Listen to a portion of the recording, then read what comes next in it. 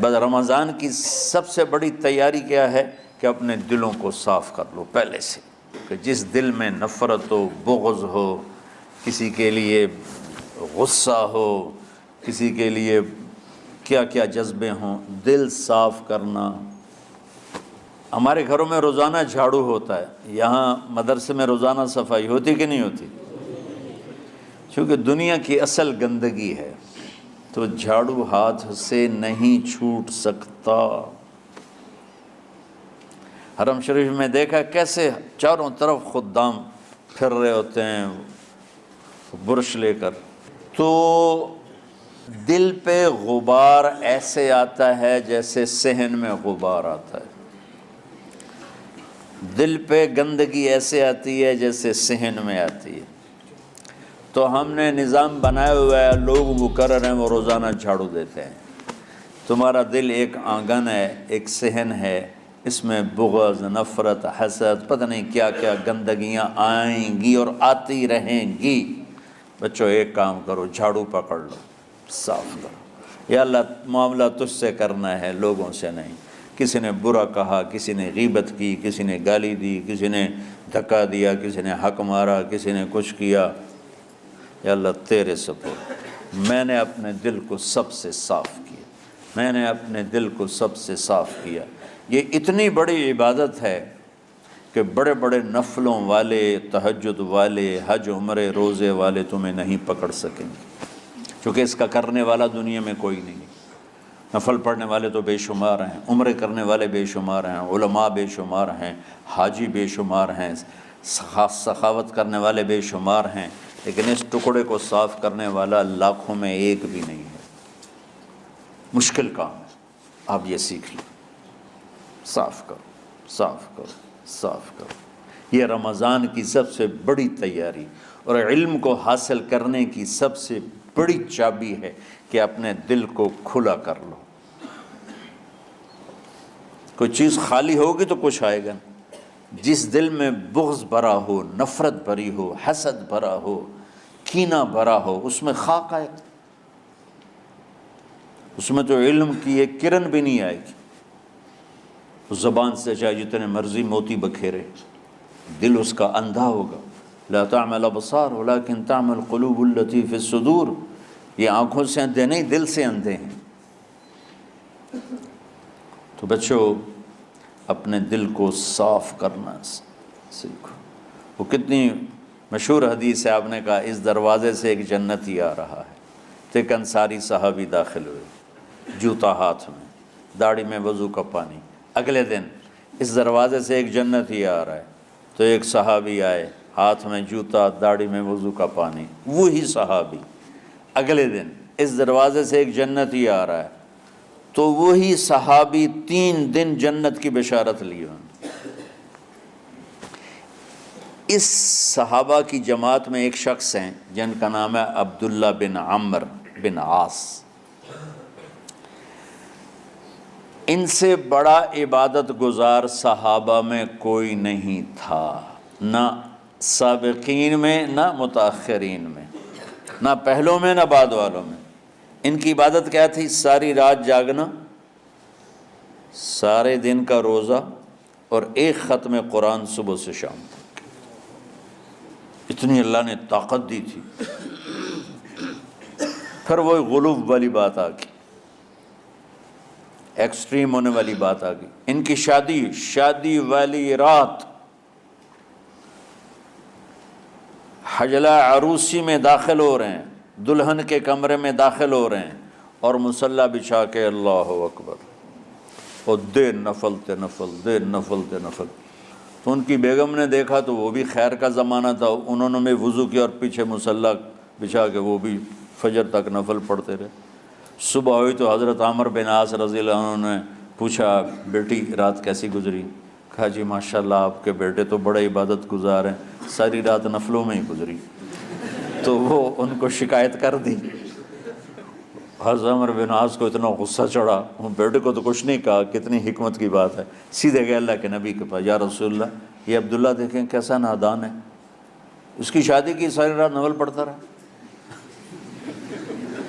تو آپ کہتے ہیں ماشاء اللہ کتنی بڑی بات ہے، نفلوں میں گزر گئی، رات بھی نفلوں میں گزر گئی۔ تو آپ نے حضرت عبداللہ بن عمر کو بلا کے ڈانٹا کہ تو نے مہینے میں 3 دن روزے رکھنے ہیں، بس اس سے زیادہ نہیں رکھنے، اور ہفتے میں 1 قرآن ختم کرنا ہے۔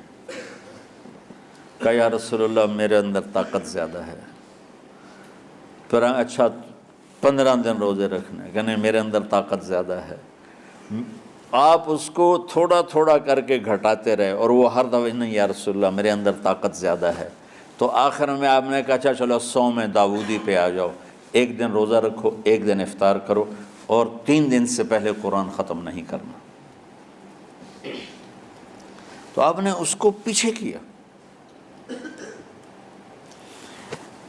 یہ بیٹھے تھے اس محفل میں، ان کے دل میں آیا کیا یہ بزرگ مجھ سے زیادہ عبادت کرتا؟ رات میں ساری جاگتا ہوں، دن روزہ رکھتا ہوں، 1 ختم کرتا ہوں، تو جنت کی بشارت تو مجھے ملنی چاہیے تھی، ان کو کیسے مل رہی؟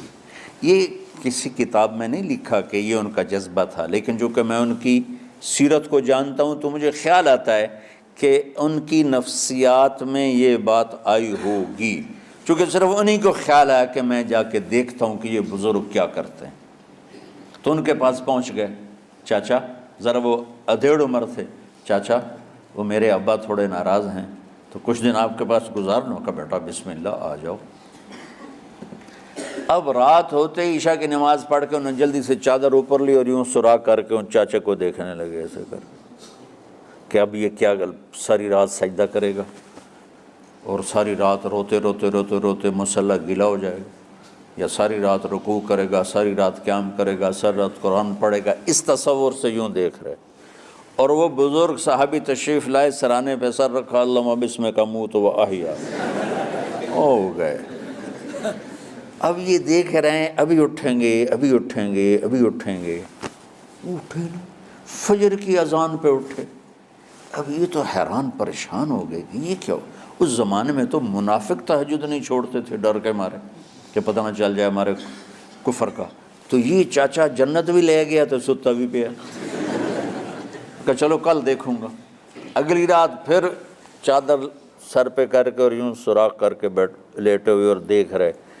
چاچا پھر تشریف لائے اور سرانے پہ سر رکھا، اللہم بسمک اموت و احیا، ہو گئے۔ فجر کی اذان پہ اٹھے، یہ اور پریشان ہو گئے کہ میرا نبی کا فرمان تو سچا ہے، اس میں تو شک بھی کفر ہے، لیکن عمل کیا ہے جس پر اس کو جنت کی بشارت ملی؟ 2 رکعت نفل بھی نہیں۔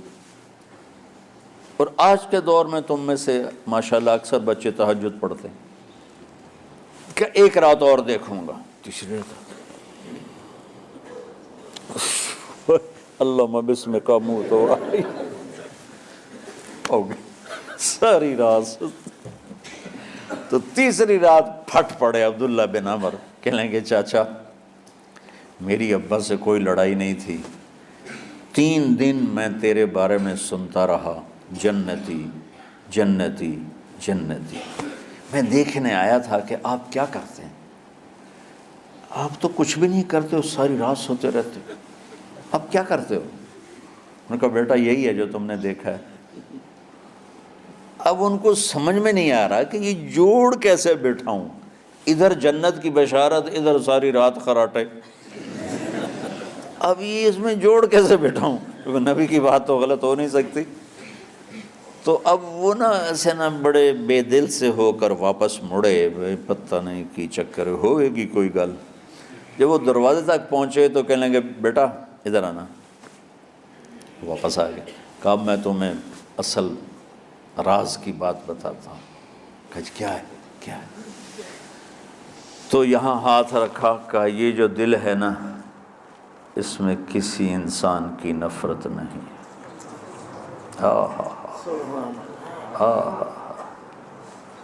اور جب اللہ کسی کو رزق دیتا ہے، عزت دیتا ہے، مجھے کبھی حسد نہیں ہوا، مجھے خوشی ہوتی۔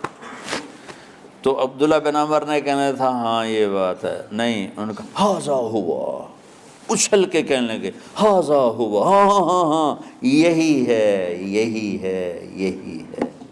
پھر کہنے کہ چاچا پر یہ میرے بس کا نہیں ہے، کون کرے گا یہ؟